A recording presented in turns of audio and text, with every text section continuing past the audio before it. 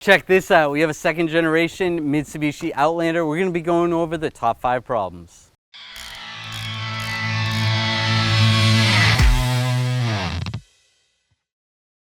If you need parts for your vehicle, make sure you click the link in the description, head over to 1aauto.com.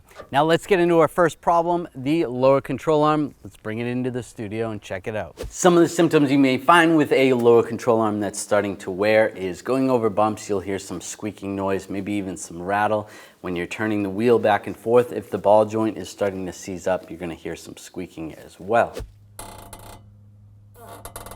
And with those worn components, you're going to have an alignment issue, and that's going to cause premature tire wear. Replacing this is easy. You can do this in your driveway. Take the tire off, take the lower ball joint bolt out, take these 2 bolts out, slide the arm out, slide the new one in, bring it to your alignment shop, have it aligned, and you're good to go. The next problem we're going to talk about is the transmission. This happens to be a CVT transmission, and like every vehicle manufacturer that has CVT transmissions, constant variable transmission. They have problems.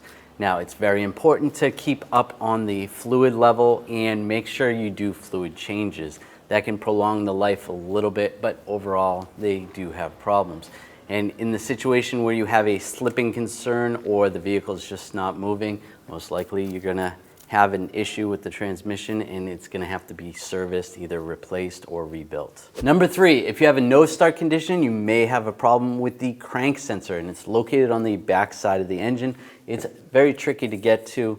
It's above the axle or the CV shaft on the right side. If you're having this issue, you wanna keep in mind whether you had any timing work done, whether you had head gaskets done or a timing belt on this vehicle. This has the V6 engine. If you had the 4-cylinder engine, you may have a timing chain. So anytime any of that is touched, the timing could be off, and that's causing you no start issue and not the sensor itself. Next, let's talk about the water pump. You may notice that you have some coolant dripping on the ground somewhere near the passenger side of the vehicle, or you may notice that the engine seems to be overheating at times, and that's due to the coolant level being low. Well, the reason it's low is because the water pump is leaking. On the V6 engine, the water pump is located underneath the timing belt. So if you're gonna do this job, you wanna keep in mind, replace the timing belt while you're doing it. If you have the 4-cylinder version, it is external and it's just driven off the drive belt. And the last problem, number 5, the door handles. Now, like any vehicle that has plastic door handles, sometimes over time they will break. They may break on this location from pulling too hard, or even over here. And they're really not that difficult to replace. You don't have to take off the whole inner door panel itself. There is a little cover on the side here. You take that off, then you can get in there with a star bit. Take this little cover off, and then the handle slides right out. You can slide the new one in, put it back together, and then you're good to go.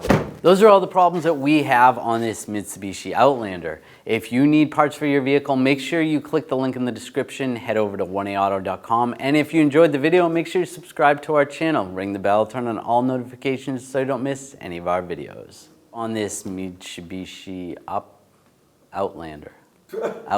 Steering sensation because the bleh. Let's start over. Try it again.